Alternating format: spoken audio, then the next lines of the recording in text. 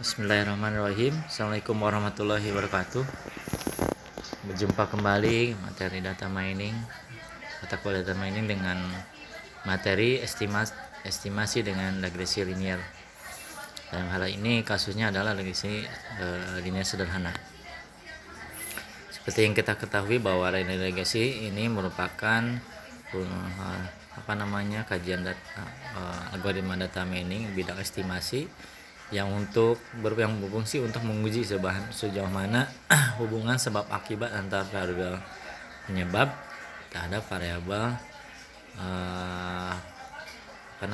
yang disebabkan ya, atau respon. Seperti kalau lihat dari gambar grafik ini terlihat dari hubungan antara suhu ruangan dengan jumlah cacat yang dihasilkan dari sebuah mesin.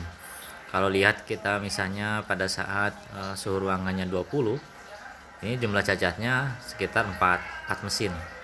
Tapi pada saat 25, ini jumlah cacatnya naik menjadi kurang lebih 12 ya. Terus sampai ke 30. Jadi ini merupakan garis lurus yang ada hubungan sebab akibat antara suhu ruangan dengan jumlah cacat. Model persamaan regresi sederhana ini bisa dirumuskan menjadi Y sama dengan A plus B, di mana Y-nya variabel respon atau variabel dependent, X-nya ada variabel prediktor atau variabel penyebab independen, A-nya konstanta, D-nya koefisien regresi atau sudut kemiringan. Jadi kita akan mencari berapa itu nilai konstanta, berapa nilai itu kemiringan, berapa itu nilai variabel X. Adapun rumusnya adalah A sama dengan sigma XY kali sigma X kuadrat min X, sigma X kali dan sebagainya berapa. Kemudian untuk rumus B atau kemiringan N kali sigma X kali Y dikurangi sigma X kali sigma Y dan sebagainya. Nah, ini ada langkah-langkah yang tahapan-tahapan jika kita menggunakan algoritma linear regresi. Ini ada contoh kasus. Seorang engineer ingin mempelajari hubungan antara suhu ruangan dengan jumlah cacat yang diakibatkan, sehingga dapat memprediksi atau meramalkan jumlah cacat produksi jika suhu ruangan tersebut tidak terkendali. Engineer tersebut kemudian mengambil data selama 30 hari terhadap rata-rata suhu produksi. Nah, jadi seorang engineer ini akan menganalisis dalam 1 bulan ini kira-kira jumlah cacat yang terjadi berapa mesin gitu yang diakibatkan dari suhu ruangan. Ini akan menjadi sebuah kesimpulan yang menarik, di mana akan terjadi hubungan sebab akibat antara jumlah cacat yang diakibatkan oleh suhu ruangan, yang pada akhirnya akan memberikan solusi bagi perusahaan atau pihak tertentu bagaimana untuk mengantisipasi kerusakan mesin yang diakibatkan jumlah dari yang diakibatkan oleh suhu ruangan tadi.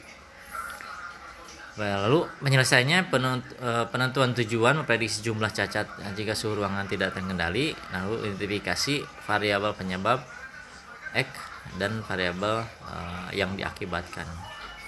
Ini contoh soalnya nih seperti ini.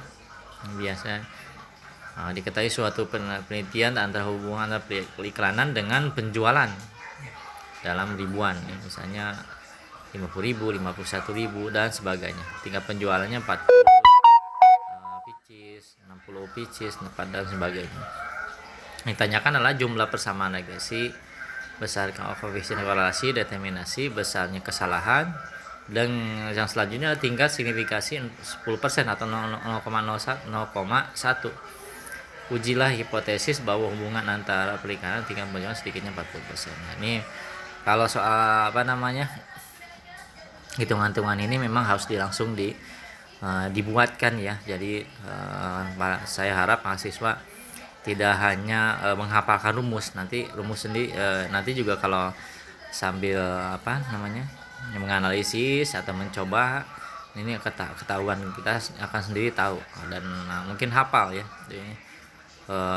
rumus-rumus yang ada di regresi linear. Diketahui bahwa untuk B-nya 2,7, A-nya min 3,6, koefisien determinasinya 57,76% dan sebagainya. Lalu terakhir adalah penguji hipotesis. Ternyata hipotesisnya terhitungnya sama dengan B min beta dibagi SB. 2,7 min dikurangi 0,4 dibagi 1,32, jadi 1,714. Jadi ini grafiknya, dimana untuk min HA-nya min 1,638, H0-nya 1,74. Jadi kesimpulannya adalah karena nilai H-nya lebih kecil ya, dari nilai H-nya lebih kecil daripada H0, dimana maka ada pengaruh signifikan itu antara variabel X terhadap variabel Y tadi, karena nilai H-nya lebih kecil daripada H0. Nah, ini untuk latihan soalnya silahkan dikerjakan oleh mahasiswa nanti untuk mempelancar bagaimana ini konsep dari linear regresi seperti apa. Contohnya misalnya seorang analisis sistem informasi ini menganalisis krisis terjadi atau kenaikan BBM 2016 dengan tingkat daya beli masyarakat dan pemasukan pajak negara. Dia menganalisis 1 tahun dan hasilnya akan dilaporkan ke Menteri SDM dan dikirimkan ke Presiden sebagai laporan DPR RI. Pertanyaannya, buat analisis dengan regresi lain tahun 2017, pemerintah dapat memutuskan kisaran harga BBM berapa gitu.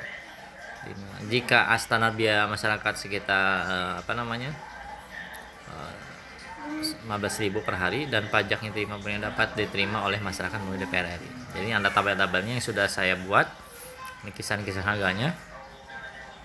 Jadi dengan metode regresi linear ini bisa memprediksi kalau misalnya bulan Januari 2023 dengan BBM 10.000, ini daya beli masyarakatnya berapa ya. Jadi dengan rumus yang tadi ya sama dengan A plus BX ini akan ketahuan gitu. Mungkin itu saja pertemuan kali ini, kurang lebihnya mohon maaf, dan Bapak harap terus berlatih ya, karena kalau data mining kalau tidak menganalisis dengan latihan ini akan sulit untuk mempelajarinya. Tapi jangan menyerah, mudah-mudahan bisa mendalami data mining dengan secara baik ya. Kurang lebihnya mohon maaf. Wassalamualaikum warahmatullahi wabarakatuh.